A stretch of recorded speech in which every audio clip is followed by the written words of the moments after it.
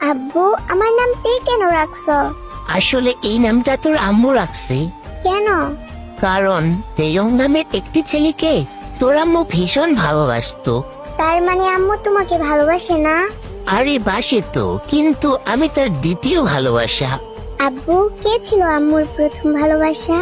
সে ছিল অসম্ভব সুদর্শন একজন পুরুষ, যার দিকে একবার তাকালে আর চোখ ফিরানো যেত না। আব্বু, আমি দেখতে চাই সেই আঙ্কেলকে। দাঁড়া, আমার কাছে তার একটা ছবি আছে। এই সেই ছেলে যাকে তোর আম্মু ভীষণ ভালোবাসতো। ওয়াও আব্বু, আঙ্কেলটাকে তো খুব সুন্দর দেখতে। সে সত্যি অনেক সুন্দর ছিল। আম্মু, তুমি কান্না করছো কেন?